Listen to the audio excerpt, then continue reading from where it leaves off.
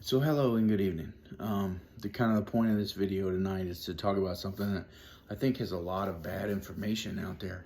This is Stetson, and I think it's kind of time that we at least have a conversation and create a dialogue on it. And that's the topic of what is the best shotgun, right? At least as far as caliber, because there's a million arguments for brand, and there's a million arguments for like what is actually the best overall. And so the short answer is there isn't one.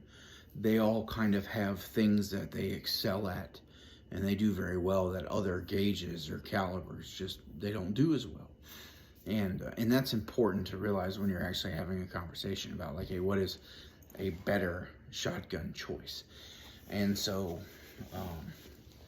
but I think we just kind of have to get started, and we got to go over the perks of some of the more popular gauges and the more popular sizes. So we'll just start at the largest and kind of work our way down. So that your 10 gauge, the only people that I know that are diehard 10 gauge fans are either bear hunters that use a 10 gauge shotgun to bear hunt with, or absolutely diehard turkey hunters and waterfowlers that need a lot of that extra pump. When I say waterfowlers, I don't mean duck hunters. They're the goose hunters, the sandhill crane hunters, the guys who hunt swans, and again, all legally, right? Like, I'm not condoning anything, but your larger fowl is really where a 10 gauge is going to shine. Or, you know, if you're hunting an animal that is run by dogs or has potential of being dangerous, a lot of my buddies that bear hunt, that's what they prefer, is a 10 gauge shotgun. It's got a little bit more oomph than a 12, and in their heads, the biggest thing that's going to stop the animal is the best thing for them. And whether that's right, wrong, or indifferent, that's the way they look at it and what they'll say if you talk to them. Next is kind of the 12 gauge. I don't really think I have a whole lot to say or any information to put out that you're not already going to know or be able to find a ton of information on. I have no doubt that this is the most popular caliber of weapon sold in the United States is a 12 gauge shotgun. And it's important. And the only thing I would advise you is if you're going to buy one, to spend the money and get the absolute best one you can afford. Whatever that may be, whatever that looks like, whatever fits your niche the best. My favorite is the ones that take 3.5-inch shells, and there's a very select few on the market that'll run 2 3/4, 3, or 3.5-inch. And the reason is it gives you a lot of choice and a lot of different options when you're hunting, as far as, hey, how much or how little do I need this shotgun to do? And some of them will even run like 2 3/4 low brass. Okay, it'll be kind of choppy, it'll be kind of clunky, you'll have to keep them clean, but the gun will work. And then when you step all the way up to 3.5, those things really shine. So like the best example, and maybe other people didn't have the same luck I did, but A5 Wicked Wing, I've had absolutely phenomenal luck with. It's eaten every shell that I've thrown in it, from the cheapest stuff I could possibly purchase at Walmart through the absolute best 3.5-inch shells I could find when I was buying them. And it hasn't missed a beat, and it's never left me desiring another shotgun. But so 12 is the most popular, and I know a lot of the times people, at least when I was younger, used to make fun of the guys that were hunting with 20 gauge. And we'll get to that in a minute, but I think a lot, and it's the same with every caliber. Times are changing, and we're gonna have to identify some of that. So 12 gauge, super popular. You've definitely heard of it. You've probably shot one if this video has made it to your For You page. Next is a 16 gauge. So I think, in my own opinion, I don't even own one of these, but I think it is the best all around shotgun caliber, just because it is smack dab in the middle of everything that you can possibly get, and it does what it does very well, and it's a very awesome jack of all trades gun.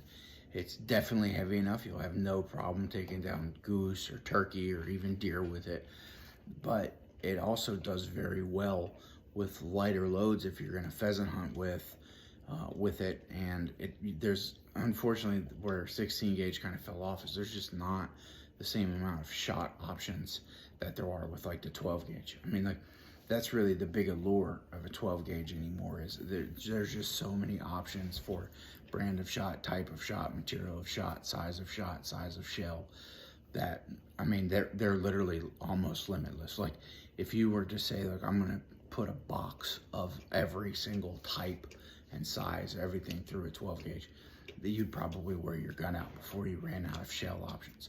Whereas a 16 gauge has a much smaller market, but what they do very well, and they have a cult-like following. And generally speaking, things that have a cult-like following are either really, really obscure and they're kind of cool, or they function very, very well, but kind of behind the scenes of the public eye.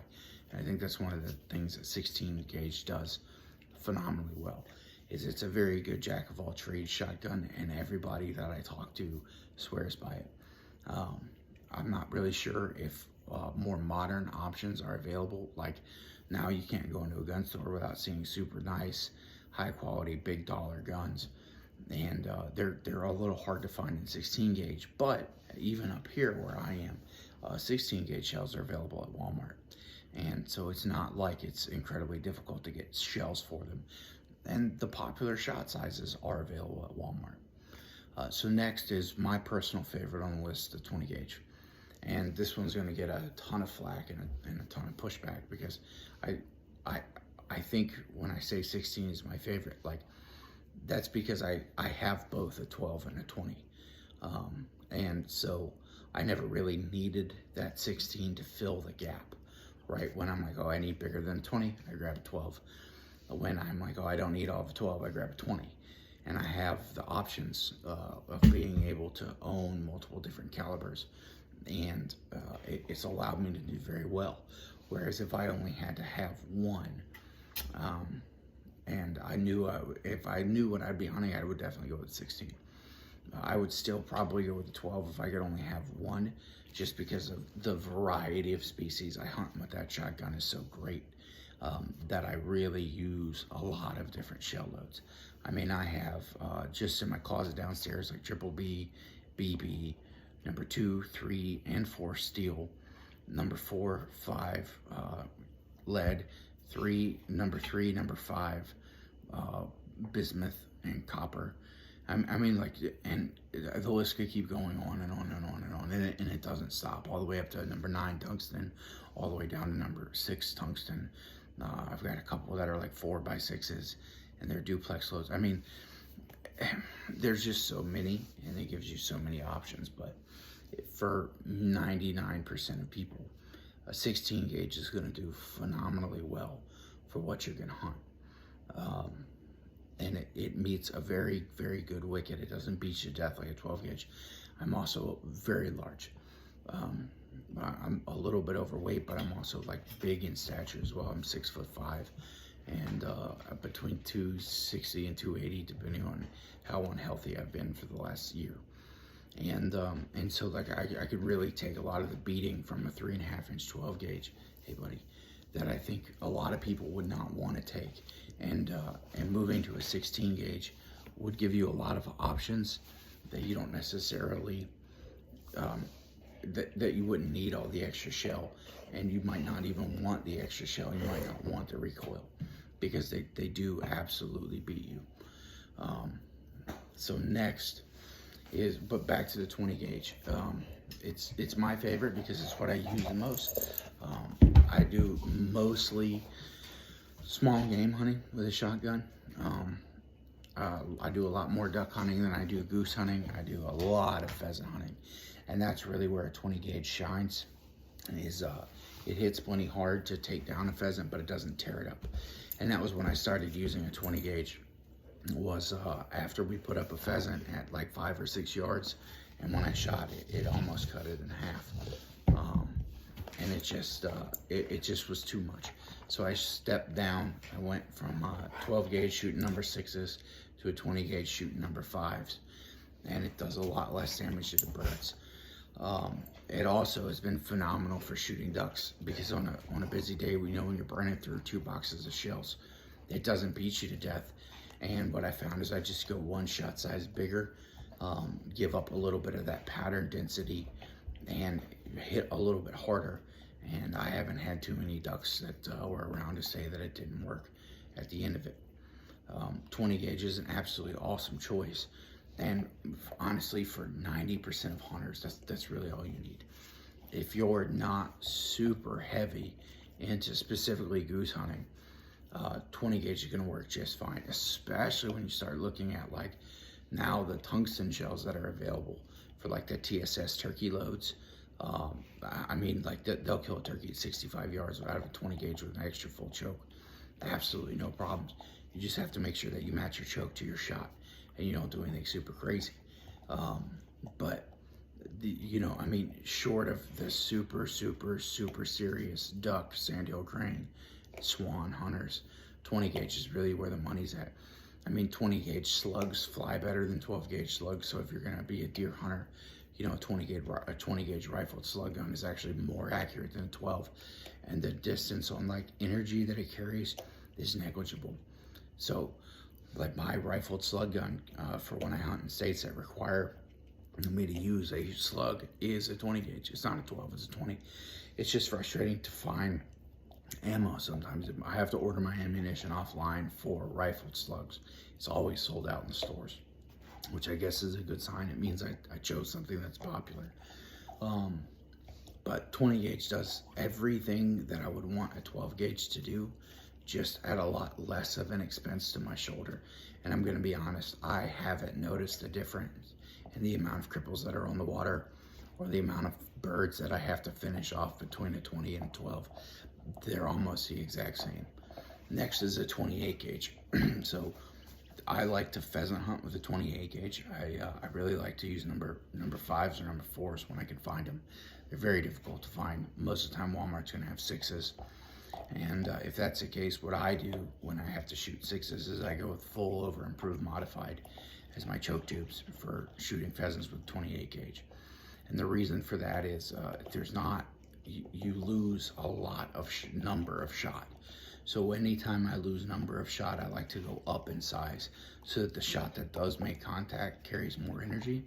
I don't know if that's true, false, or indifferent. It's just what I like to do, and I've had pretty good luck with it. Like I said though, I really do prefer to shoot